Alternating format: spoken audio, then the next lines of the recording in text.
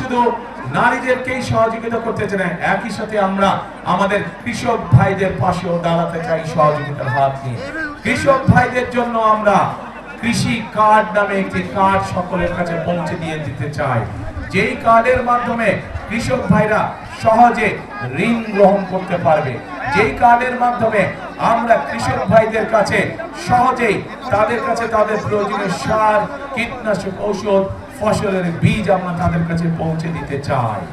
প্রিয় ভাই বোনেরা, শুধু এটি নয়, আমরা সিদ্ধান্ত গ্রহণ করছি 12 তারিখের নির্বাচনে বাংলাদেশের মানুষ ধানের শীষকে নির্বাচিত করলে, ধানের শীষের প্রার্থীকে নির্বাচিত করলে সারা বাংলাদেশে 10,000 টাকা পর্যন্ত যে কৃষি ঋণ আছে, সেই কৃষকদের সেই 10,000 টাকা পর্যন্ত কৃষি ঋণ আমরা মওকুফ করতে চাই। সকল কৃষকের 10,000 টাকা পর্যন্ত কৃষি ঋণ ইনশাআল্লাহ আমরা মওকুফ করতে চাই।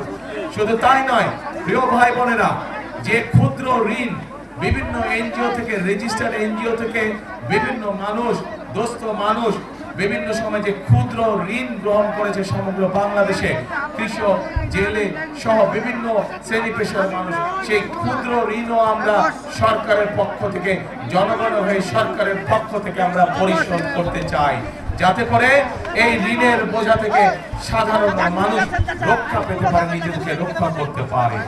প্রিয় ভাই বোনেরা, আমাদের এই উত্তরাঞ্চল, এই ঠাকুরগাঁ, এই দিনাজপুর, পঞ্চগড় কৃষি প্রধান দেশ, এই সমগ্র উত্তরাঞ্চল, আমরা চাই এই এলাকাগুলোতে আমাদের এলাকার মানুষ, এই এলাকার মানুষ যাতে কর্মসংস্থানের ব্যবস্থা হয়, যাতে মানুষ চাকরি বাকরি করে স্বাচ্ছন্দ্যে থাকতে পারে, সেই জন্য আমরা সিদ্ধান্ত গ্রহণ করেছি যে কৃষকদের পাশে যেমন আমরা দাঁড়াবো, কৃষিকাজ নিয়ে কৃষি লোন যেরকম আমরা মওকুফ করবো, ঠিক একইভাবে আমরা এই এলাকাকে কৃষি নির্ভর শিল্প আমরা এখানে বিকশিত করব, যে কৃষির সাথে সম্পর্কিত যত শিল্প আছে সেই সকল শিল্প কলকারখানা আমরা এই সমগ্র এলাকার মধ্যে গড়ে তুলতে চাই, যাতে করে এই এলাকার মানুষের কর্মসংস্থান হয়।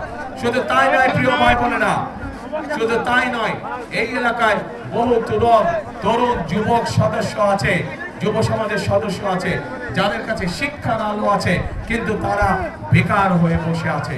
সেই জন্য আমরা সিদ্ধান্ত গ্রহণ করেছি যে আমরা এই এলাকার তরুণদেরকে, এই এলাকার যুবকদেরকে সঠিকভাবে বিভিন্ন বিষয়ে ট্রেনিং প্রদান করতে চাই, সেটা কৃষিতে হোক, সেটা যন্ত্রাংশে হোক, সেটা বিভিন্ন বিষয় হোক না কেন, আমরা আমাদের যুবকদেরকে, তরুণদেরকে ট্রেনিং দিয়ে দক্ষ শ্রমিক গড়ে তুলতে চাই, যাতে করে তারা তাদের নিজেদের এলাকায় হোক অথবা বিদেশে কর্মসংস্থানের ব্যবস্থা করে যেতে পারে।